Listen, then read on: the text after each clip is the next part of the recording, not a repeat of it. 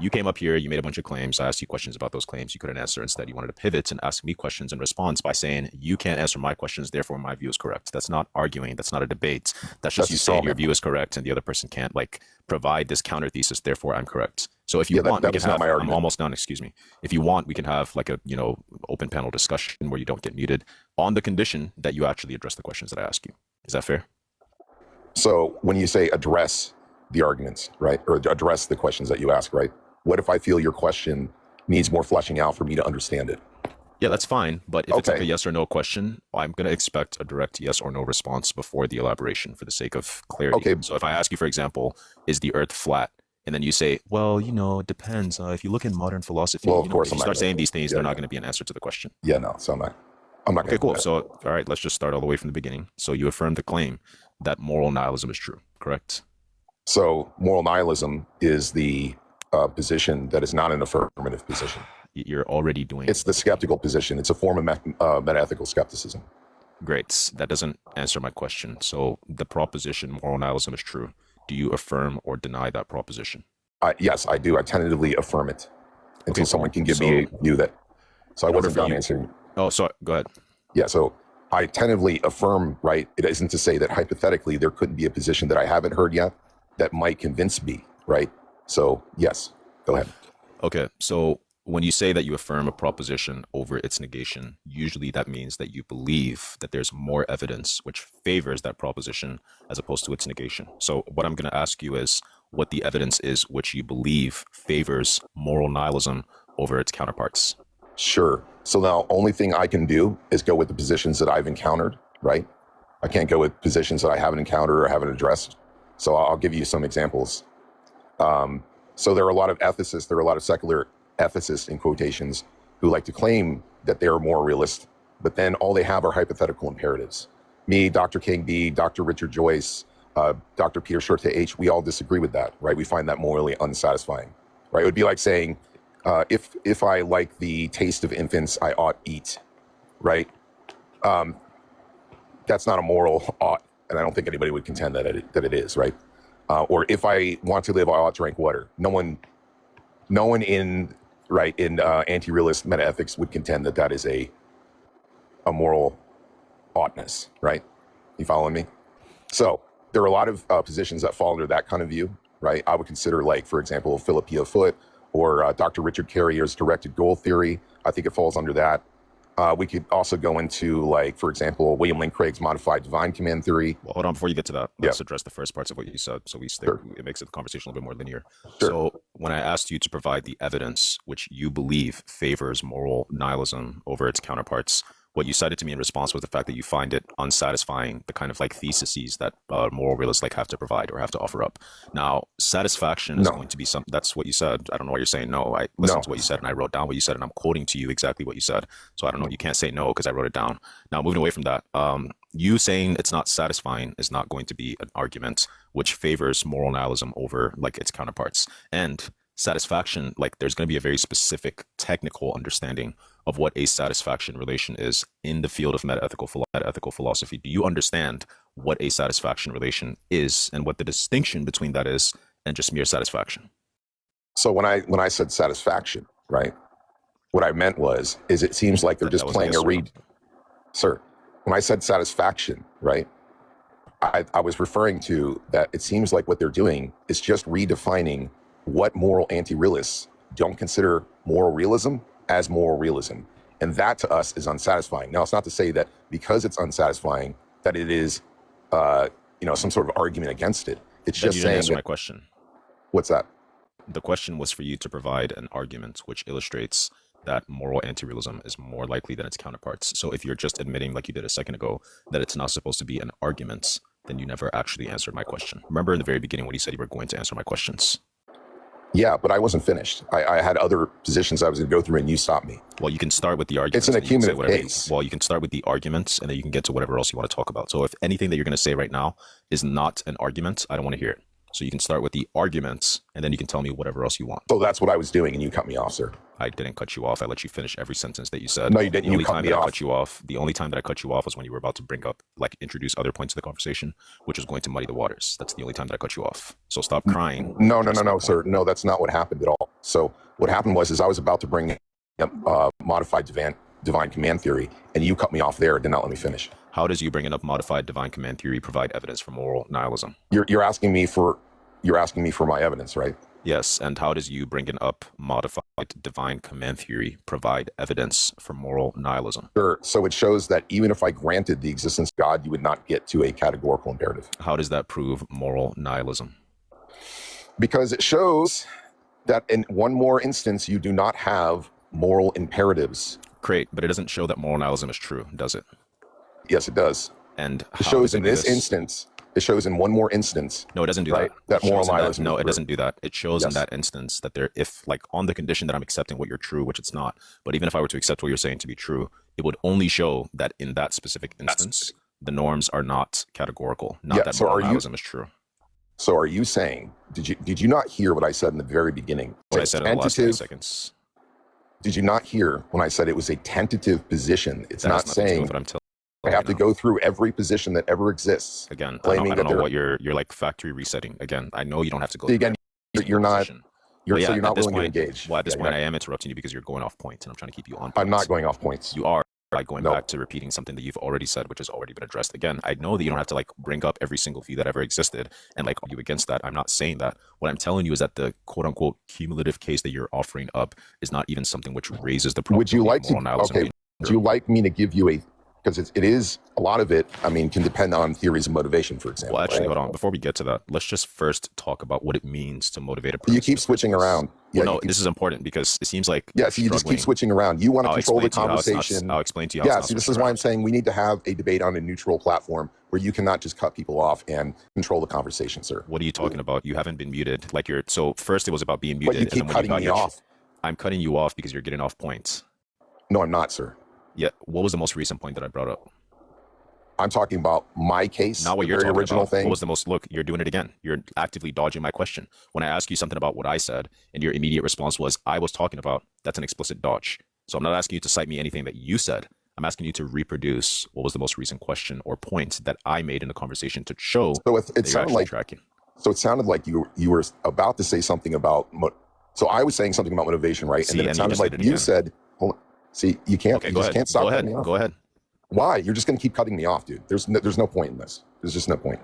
I'm literally telling you. You cannot engage in good faith, sir. I'm telling you to. I guarantee you, if I talk to Bobo, I'm positive she would not talk to me like this. We could have literally had more than 30 seconds to speak. I'm telling you to go ahead. I would rather talk to Bobo. I don't think you're good. Okay, so then you were never actually wanting to have a conversation. You were just waiting for. No, I wanted to have a conversation with. No, what you were doing was. You're not good faith, dude. Look, you keep saying this line about me not being good faith, and I think the reason why you keep cutting me off. I've already explained why I cut you off. Exactly. So now you're.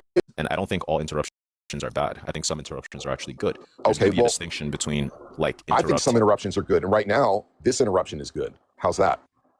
Well, I would ask you for an argument for that. What makes it good that you just interrupted me just then? Sure. Nothing. So it goes. Yeah. So it goes. It's conducive to my goal. I don't care about your goals. I don't care about your goals. Okay, great. You don't have to. Like, moving on from that. I don't know what instrumental goods. Yeah. See, Bobo knows more. I can tell by the way she was using terminology. She actually knows more about this subject than you. Bobo is not on your side, so you keep doing. No, I know she's not, and yet, like we find a lot of agreement. Well, it's just crazy how you're sucking the dick of somebody who doesn't even know you. She doesn't even know your first name, and you're over here like on your knees, slobbing that shit up. Like, see, again, here we go. Here's the ad homs. Not once have I used derogatory language what's happening against you. And it's not an ad hom. Here we go. Here we go. Again, it's not an ad hom. It's a description of what's happening currently. You're not going to dictate this conversation. I'm not. So we're either going to have a back and forth, honest debate, or not. I think you're upset because we're either going to engage in derogatory language, or we're going to be respectful and communicate like adults. It's not like I'm telling you, which you can't do. You cannot do it. You're saying this as you're glazing the fuck out of somebody who does not even know you. That's hilarious. But moving away from that, glazing is a derogatory. Yes. So glazing is derogatory. Listen to what you're saying. Yes. Is that what you're going to say? Yeah. Forth about why you think. Yeah, you're using insulting language. You're trying to insult me instead of make arguments. It sounds like you're looking for every reason to run away from the main point of the conversation. That's why you're like searching desperately. Right. Yeah. Sure. So you're not. So why don't you repeat your last? So why don't you repeat your last point? Oh, okay. Yeah. So my last point, which you were not able to reproduce, was just simply the idea that you citing the fact that modified event command theory is the case, whatever you called it. That's not going to be something which is evidence in favor of moral nihilism. And then what I was going to ask you, supplementary, was if you actually even knew what it means to. Hold on a second. This is the part where you cut me off last time. You do it again. What I was, if you even understand what it means to motivate a premise, because you're not even doing that. You're not. If you even understand the type of question that I'm asking you. So again, the proposition is that moral nihilism is true. Do you understand what it means to illustrate evidence for that proposition being the case? Yes. Okay. In order for you to illustrate evidence for some proposition, tell me the steps that you have to take. So you first have to go through the person that you are talking to and the particular more real, right? And then you have to, one, either already understand that position, or two, get into the semantics so that you can understand the position so that you know whether or not you agree or disagree. And then once you understand the position, you can then go ahead and make arguments against it, or you can agree with it, right? It just depends on what the position is. See what I'm saying? Okay. So you think that in order to demonstrate evidence for a proposition, that you have to talk about the positions. That's how you demonstrate evidence for the proposition. I have to understand the position. Do you understand we have to define How does you understanding the position illustrate evidence for a position? Okay, because you can make a syllogism, right? You can make a syllogism, and I can ask for clarification on key terms can make a syllogism in the premise. Well, let me be clear about what you're saying. Are you saying that you can make a syllogism as evidence for a proposition? You can make an argument. Like, what do you mean by evidence in this point? Oh, so you don't even know what evidence is? Okay, this no, is why I know you didn't evidence understand. can mean a lot of things and a lot of different things. Okay, you can, like, Actually, for example, if I'm talking to an empiricist, a lot of them will only accept empirical data, right? No, and then I'll say, well, that's just assuming you're just proving this metaphysical position, right? You're proving my point even more, because you think that pointing to different types of evidence means that there's no like general understanding of evidence. That's just like you're proving my point. I never said there's no general understanding of evidence. You literally I was trying to get did. at how you are using evidence in this particular case, right? Again, all I mean by evidence, and the way that it's standardly been understood for thousands of millennia, I don't know where you've been, has always been just any information that raises the posterior probability of some hypothesis being true. Sure. So you can give deductive arguments, you can give inductive arguments, and then the person can ask for clarification on the key terms in the premises, one, to determine whether those key terms are even coherent in the first place. Great. Right? Let's start with the argument part. So do you have a deductive, inductive, or abductive argument for the proposition? Do you have any one of those? So it depends on what your position is in your argument depends on my position? Yes. Okay, so then that's a bad argument. You should know this as a philosopher, that if it's not a bad argument at all. It is a bad argument, because I'll explain why. Like, you should know this if you're like this like world-renowned philosopher, like you paint yourself out to. Yeah. When did I say that? See, now you're engaging in bad faith. I didn't say that you said that. When did I say I'm a world-renowned philosopher? Again, you're not listening. I didn't say that you said that. I said you painted yourself out to be that. No. When did I ever paint myself out to be like? Well, yeah, because you came. This is what I mean. See, not once have I done what you were doing to me. You asked me a question. Not once have I done what you were doing to me. You asked me a question. Not once have I done what you were doing to me. I'm just actually going to. Are you going to continue down this line? I'm going to. Because if you are wasting my time, sir. I'm going to ignore them. You have nothing better to do with your time. That's why you came back up here. Do you have other things I could be doing? Then go do it. Exactly. You're here for a reason. So pipe the fuck back down and listen. See what to I mean? The fuck Here we go with this this language. Why can't you just talk like a professional, sir? Look, what about that? See, I'm calling you sir. I'm like, why can't you just talk like an adult? Why do you have to talk like a debate me bro who's like 16 and thinks this is a contest? You've been spending more time talking about the way that I'm talking. You act like this is a contest, dude. You're wasting time right now. No, you are wasting time, sir. Every time you use derogatory language. I'm trying to get to the meat and potatoes, and you keep talking about the way that I talk and things that I'm saying to you, which are irrelevant. Sir, you keep crying about these like side comments that I'm making. Yes, sir. You sir, act like you are being a teenager. Just relax. This is not a contest. I prefer when you call me sir. It's much more appreciated. Now, moving back to the point that I was making to you previously. Again, in order for you to, like, first of all, that's what evidence is. It's just any piece of information which raises the probability of some proposition being true. Now, in order for you to illustrate that to be the case, you have to demonstrate. First of all, you have to have some account of like probability, which I don't think you do. You don't think I have an account of probability? No, I don't think you do. Nor I don't think. Why not? Why don't you think I do? Well, because you couldn't even describe what evidence was. No, I could. I asked you how you were using evidence. Okay, so then prove me wrong and deliver the account of probability is more likely to be the case. Wait, what? Yeah. So you're asking me a big question, right? What? So what I can do is, here we go again. So you're just going to interrupt me when I'm just pointing out the fact that you got stonewalled by that question. I didn't get stonewalled. You did. It's still unlocked, is what I said. No, dude. And even if I did, that doesn't refute my position. I never said it did. It just illustrates that you're lost in the conversation. You cannot But keep let's up. say I'm lost in the conversation. That does not refute my position. Nobody said it did. Okay, so it's irrelevant. So stop bringing up irrelevant things. I right? can't refute a position which you can't defend. We're having a conversation. You're dodging my question. So when I tear down all these different positions, like Dr. Hughes has done in his book, right? You're about to rant. What? You're supposed to be delivering an argument for the proposition. I am. No, you're not. Dude, you cannot even stop. What type of argument is it? You're so full of yourself that you cannot just humble yourself and listen to let me even formulate an argument. Yeah. Is it an abductive argument, inductive argument, deductive argument? What type of argument is it? So it can be an inductive argument where I can make, there's several different ways I can approach this. Just tell me which way are you approaching it? Well, I was trying to approach it from the stance of more of a inductive argument. Okay, inductive argument. So what's the induction that you're performing, which is going to like raise the probability of moral nihilism? Yeah, so what you're trying to do is keep me on the defensive instead of you actually making a affirmative case for your position. Is this another dodge? No, I'm pointing out your tactic right now. No, you're not. Pointing out your tactic. No, you're not. Because you know that if you can't make an affirmative case for your position. Sir, you've been crying this entire time, and all you keep doing is reverting back to panic mode. Do you want to tell every me time I your ask you to particular deliver an moral argument? realist position, and then we'll deal with that? No. You want to tell me an argument for your Okay, so moral there we nihilist go. position? There we go. Moral nihilism is a negative. Hold on. For positive, even if it's a negative thesis, negative thesis still required. Well, again, I already know the claim. No, I don't need to let you finish. You don't know what. Yeah, I do know what you're going to say. I do. No, you don't know what I'm going to say. Yes, I do. What was I going to say? Yeah, you're going to say moral nihilism is a negative thesis. It's like it's making the negative claim. Therefore, it doesn't require justification. That's not what I was going to say. Okay, so then when you said negative, what were you saying there exactly? Yes. So what I said was, it's just like in what I was going to say. It's just like in the beginning, right? Where it's tentative, right? It's tentative. I'm saying all the positions that I have encountered thus far. So you switch from negative to tentative? Because you began your last sentence. Are you going to keep cutting me off, sir? Are you going to keep cutting me off? I'm just calling out the fact that you're being inconsistent. You're changing your words. So this is like people like you cannot have, this is why time limits exist. There he goes crying again. This is why he's crying. I'm not the one that's crying here, sir. Do you see tears coming out of my eyes? No, but I hear them from your mouth. You hear tears on my mouth? It's a way of speaking, you idiots. You didn't pick up on that either. Now, yeah, here we go, idiot. Here we go, idiot.